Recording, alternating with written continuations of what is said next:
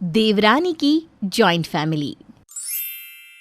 सुहाना की एक ननद और 2 देवर थे, जिसमें से उसकी सास रूपा अपने छोटे बेटे अशोक के लिए लड़की देख रही थी। तभी एक दिन रूपा सुहाना के पास आती है और एक लड़की की फोटो दिखाकर सुहाना से कहती है, सुहाना बहू, अशोक के लिए एक रिश्ता आया है। बता तो ये लड़की कैसी लग रही है तुझे? शक्ल से तो मुझे अच्छी लग रही है और सुना है बहुत गुणी भी है। हमारे अशोक के लिए ठीक रहेगी। अगर ऐसी बात है तो मुझे ये लड़की पसंद है अपने देवर के लिए। अब क्या था, अब रूपा अपने छोटे बेटे अशोक का रिश्ता दिव्या नाम की लड़की से तय कर देती है और बहुत जल्द दिव्या की शादी अशोक से हो जाती है। शादी के बाद जब दिव्या अपने ससुराल आती है तो वो देखती है कि उसका एक देवर और एक ननद भी है, जो भी ज़्यादा बड़े नहीं हैं और स्कूल जा रहे हैं, और घर की सारी जिम्मेदारी और खर्चा भी उसके जेठ और पति ने संभाल रखा है। कितने बड़े परिवार में मेरी शादी हो गई है, और तो और इतने बड़े घर की जिम्मेदारी भी मेरे पति के कंधों पर है। ये सोच सोच कर ही दिव्या को बहुत गुस्सा आ रहा था। अब दिव्या रसोई घर में जाती है तो देखती है कि उसके घर में एक नौकरानी भी नहीं है और घर का सारा काम उसकी जेठानी कर रही है। तभी वहाँ रूपा आती है और दिव्या को इस तरह से खाली देखकर उससे कहती है, दिव्या बहू, खड़ी खड़ी क्या देख रही है? जाकर अपनी जेठानी की थोड़ी मदद करा दे। बेचारी मेरी बहू सारा दिन अकेले ही काम करती है। तो क्या हुआ माँ जी? और वैसे भी अभी दिव्या नई है, उसे समझने में टाइम लगेगा। नहीं दीदी, अब मैं इतनी भी नई नहीं हूँ, मैं आपकी मदद करवा सकती हूँ। अब दिव्या अपनी जेठानी के साथ घर के कामों में लग जाती है। ऐसे ही कुछ दिन बीत जाते हैं और एक दिन जब दोनों देवरानी जेठानी छत पर कपड़े सुखा रही होती हैं तो दिव्या अपनी जेठानी के कान भरने लगती है। दीदी, आपसे एक बात कहूँ, अगर आप बुरा न मानो तो? अरे भला, मैं क्यों तुम्हारी बातों का बुरा मानूंगी? बताओ ना, क्या कहना चाहती हो? दीदी, आपको नहीं लगता कि ये सब गलत है? माँ जी की 3 बेटे हैं, घर का सारा खर्चा जेठ जी और अशोक जी उठाते हैं। अब देवर जी की भी तो उम्र हो गई है, उनका स्कूल ख़त्म हो गया है, वो अपनी पढ़ाई के साथ कुछ काम तो कर ही सकते हैं ना। ऐसा कुछ नहीं है दिव्या, और तुम भी ना अपने दिमाग से ऐसी बातें निकाल दो। वैसे भी पंकज अभी बहुत छोटा है, अभी अभी तो उसने स्कूल पास किया है, अभी उसे कॉलेज करना है, अपनी पढ़ाई पूरी करनी है और भी बहुत कुछ करना है। पता नहीं किस पत्थर की बनी है, मेरी बातों का तो कोई असर ही नहीं हुआ इस पर कोई बात नहीं, मैं भी देखती हूँ आखिर कब तक मेरी बातों को नज़रअंदाज करती हैं आप जेठानी जी। दिव्या अपनी जेठानी को भड़काने की काफ़ी कोशिश करती है, पर सुहाना उसकी बातों में नहीं आती और वहाँ से चली जाती है। इसी तरह से कुछ दिन बीत जाते हैं, पर समय के साथ धीरे धीरे अब सुहाना अपनी देवरानी की बातों में आने लगती है। ऐसे ही एक दिन, भैया, मुझे कॉलेज की फ़ीस भरनी थी और कुछ किताबें भी लानी है, इसके लिए पैसे चाहिए। हाँ भैया, मेरी भी स्कूल की फ़ीस भरनी है।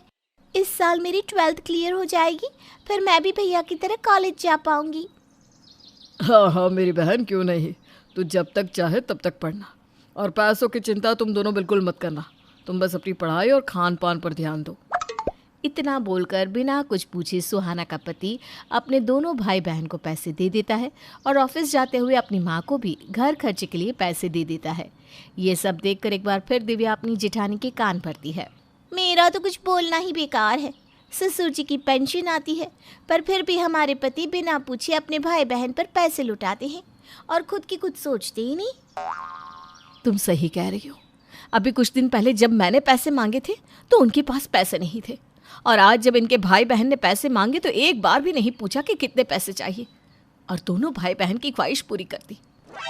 यही चीज़ तो मैं आपको कब से समझाने की कोशिश कर रही थी दीदी। अब देखिए ना, आपकी भी 2 बच्चे हैं, आपको उनके भविष्य के बारे में भी सोचना चाहिए। मेरा तो चलो कोई बात नहीं, अभी शादी हुई है, पर आपके तो बच्चे हैं। फिर आप अपने बच्चों का हक और हिस्सा अपनी ननद और देवर को कैसे दे सकती हैं? पर मैं क्या करूं दिव्या, मैं कुछ कर भी तो नहीं सकती। तुम जानती हो ना, ये दोनों भाई अपने दोनों भाई बहन से कितना प्यार करते हैं। उनके लिए तो ये अपनी जान भी दे सकते हैं। दीदी, कुछ बातें प्यार से की जाती हैं। मैं ना अशोक जी को समझा दूंगी, आप जेठ जी को समझाना, देखिएगा वो दोनों हमारी बात ज़रूर समझेंगे। अब दिव्या जो चाहती थी वो हो जाता है और सुहाना पूरी तरह से दिव्या की बातों में आ जाती है। अब दोनों देवरानी जेठानी अपने पतियों को भड़काती थी और घर में पैसे देने से मना करती है। देखिए जी, परिवार बहुत बड़ा है और आप दोनों भाई अकेले इस पूरे घर की जिम्मेदारी आप नहीं उठा सकते। अब समय आ गया है कि पंकज भी कुछ करे और रीना को इतना पढ़ाना लिखाना ही क्यों। अरे जल्दी से रीना की शादी करके एक बोझ कम करते हैं सर से। सुहाना, आज तुम ये कैसी बातें कर रही हो? तुम मेरी बहन को बोझ कैसे बोल सकती हो? मेरे कहने का मतलब ये नहीं था। मैं बस ये कहना चाहती हूँ कि देखिए, रीना की उम्र हो गई है, हमें उसकी शादी के बारे में सोचना चाहिए और देवर जी को भी अब अपना खर्चा खुद निकालना चाहिए। और माँ जी के पास ससुर जी की पेंशन तो आती ही है, फिर उन्हें पैसे देने का क्या मतलब। अरे आपके खुद के भी तो 2 बच्चे हैं, अब हमें अपने परिवार के बारे में नहीं सोचना चाहिए क्या? यहाँ सुहाना अपने पति को भड़का रही होती है तो वहीं दिव्या भी अशोक के कान भर रही होती है।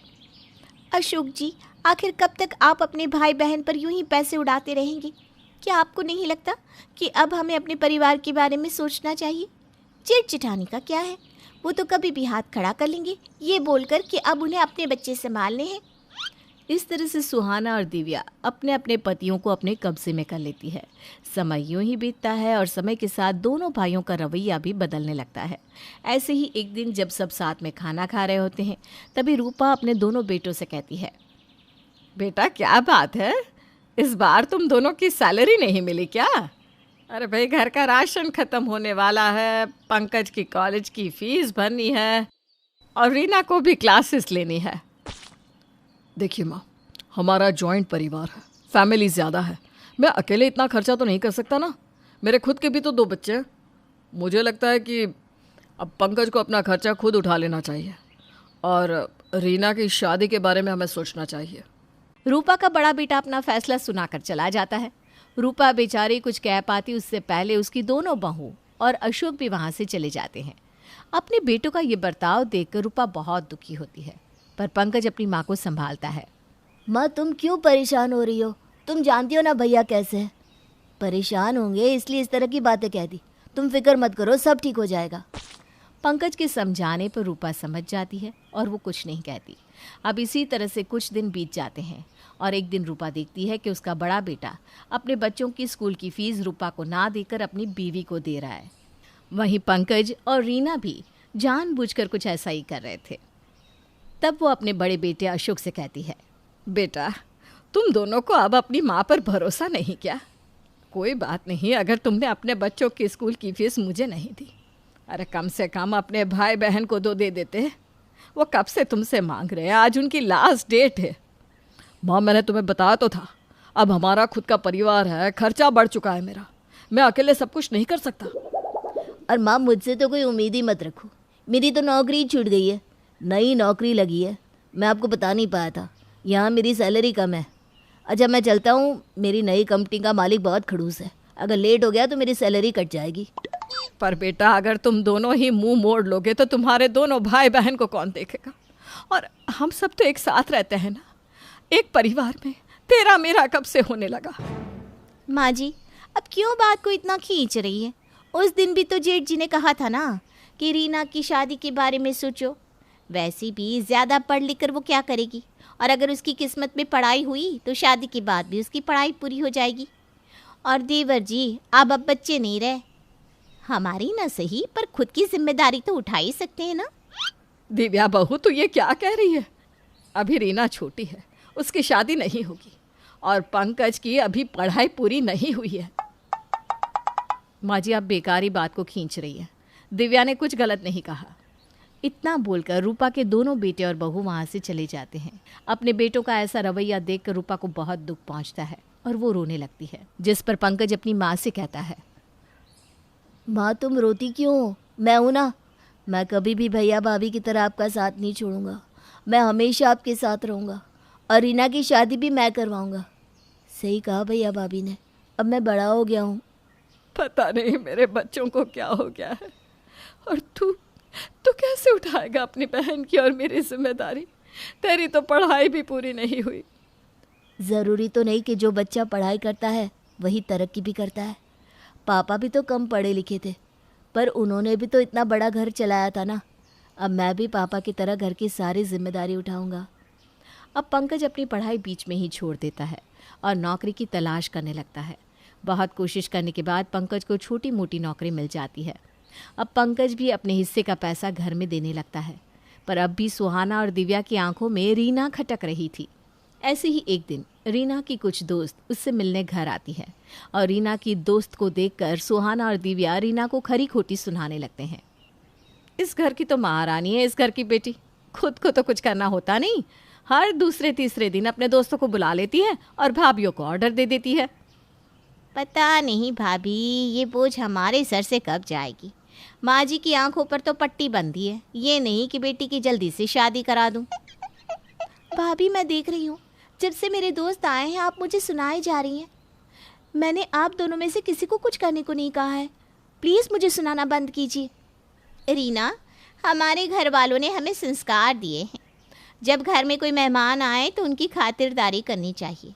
तुम कहो या ना कहो, करना तो सब कुछ हमें ही है ना। तुम अभी इस घर की बेटी हो, इसलिए समझ नहीं रही हो। कल को जब किसी के घर की बहू बनोगी तब समझ में आएगा। लो रीना, तुम्हारे दोस्तों के लिए चाय नाश्ता तैयार हो गया, ले जाओ और प्यार से खिलाओ और कह देना अगली बार से ना आए, क्योंकि शायद अगली बार से हम दोनों तुम्हारे दोस्तों के लिए कुछ काम ना कर पाए। सुहाना भाभी, आप ऐसी कब से हो गई? दिव्या भाभी तो शुरू से ही ऐसी थी, पर आपसे ऐसी उम्मीद नहीं थी। रीना अपनी आंखों में आंसू लिए वहाँ से चली जाती है और अपने दोस्तों को भी उनके घर भेज देती है। अब इसी तरह से कुछ दिन बीत जाते हैं। अब रीना कुछ भी करती तो उस पर उसकी दोनों भाभियाँ उसे सुनाने लगती और बार बार अपनी सास को रीना की शादी के लिए फोर्स करती। एक दिन सुहाना और दिव्या घर के काम के लिए रीना को जिम्मेदार ठहराने लगती है और अपनी सास को ताने देने लगती है। माँ जी, बेटी जात को सर पर इतना नहीं चढ़ाना चाहिए। रीना को घर का कोई काम करना नहीं आता। अरे कल को ससुराल जाएगी तो क्या करेगी वो? दीदी, जब उसे कुछ आता होगा तब तो ससुराल में कुछ करेगी ना। इसने तो कसम खा रखी है, ससुराल में जाकर ये हमारी नाक कटवाएगी। माँ जी, आप तो अपनी कमर कस लीजिए बस, क्योंकि रोज आपकी बेटी की शिकायत आपको मिलने ही वाली है। अरे पर बहू, तुम दोनों रीना के पीछे क्यों पड़ी रहती हो? आखिर उसने आप क्या कर दिया? और रीना को तो घर के सारे काम आते हैं। अच्छा, सारे काम आते हैं घर के? तब फिर आपकी फूल जैसी बच्ची घर के कोई काम करती क्यों नहीं? बस करो भाभी, अब आप दोनों मेरी बहन का खर्चा नहीं उठाती और ना ही मेरा, इसलिए मैं अब बर्दाश्त नहीं करूँगा अगर आप रीना के पीछे इस तरह पड़ी रहोगी तो। देवर जी, आज बहुत प्यार उमड़ रहा है अपनी बहन पर। कल को जब आपकी शादी होगी ना, तो आप भी अपनी बहन को नहीं देखोगी, फिर आपकी यही बहन हमारे सर पर नाचेगी। इसलिए वक्त रहते अगर इसे इसके घर भेज दो तो ज़्यादा अच्छा रहेगा। बस कीजिए, मेरी बहन मेरे लिए बोझ नहीं है। मैं सारी ज़िंदगी अपनी बहन का बोझ उठा सकता हूँ। मैं जब चाहूँगा मेरी बहन की तब शादी होगी। अगर आप दोनों को डर है कि शादी में आप दोनों का पैसा लग सकता है तो आप ये दोनों ये घर छोड़कर जा सकते हैं। मैं अकेले माँ और अपनी बहन की जिम्मेदारी उठा सकता हूँ। आज पहली बार पंकज के सब्र का बांध टूट जाता है और वो अपनी दोनों भाभियों को जवाब दे देता है। पर तभी वहाँ पंकज के दोनों भाई आ जाते हैं और पंकज की ऐसी बात सुनकर पंकज पर हाथ उठाते हैं और कहते हैं, तुझे शर्म नहीं आती अपनी भाभी से इस तरह बात करते हुए? जानता भी है भाभी का औहदा माँ के समान होता है। मैं सब जानता हूँ भैया, ये आपकी और भाभी की चाल है ताकि आप हमसे अपना पीछा छुड़ा सको। इसलिए मुझे रिश्तों की पहचान मत करवाओ भैया। अरे बस करो तुम तीनों भाई आपस में लड़ना। जिसे इस घर से जाना है वो जा सकता है। सुन लिया आपने? आपकी माँ चाहती है कि हम इस घर से चले जाएं, फिर हम क्यों अब तक यहाँ रुके हैं? चलिए जी, आज ही यहाँ से चले जाते हैं। जब हम यहाँ से चले जाएंगे ना, तब आपकी माँ, बहन और भाई की आँख खुलेगी। घर का माहौल काफ़ी ज़्यादा बिगड़ चुका था। अब सुहाना और दिव्या अपने अपने पतियों के साथ घर छोड़कर चली जाती है, जिसके बाद घर की सारी जिम्मेदारी अकेले पंकज पर आ जाती है। पर पंकज भी हार नहीं मानता। वो दिन रात मेहनत करता है। देखते ही देखते कुछ साल बीत जाते हैं और एक दिन पंकज रीना की शादी का कार्ड अपनी भाभियों को देने उनके घर जाता है। ये लीजिए भाभी, रीना की शादी का कार्ड। आपका सपना पूरा हुआ। 2 पैसे क्या कमाए तुमने? तुम्हारे तो तेवर ही बदल गए। शादी में आ जाइएगा, क्या पता शादी में आने के बाद आपके तेवर बदल जाए। इतना बोलकर पंकज वहाँ से अपनी भाभी को जवाब देकर चला जाता है। कुछ दिनों बाद पंकज के दोनों भाई अपनी बीवियों के साथ शादी में शामिल होने आते हैं, जहाँ वो देखते हैं कि पंकज उन दोनों से कहीं ज़्यादा आगे निकल गया है और वो दोनों भाई आज भी वहीं के वहीं हैं।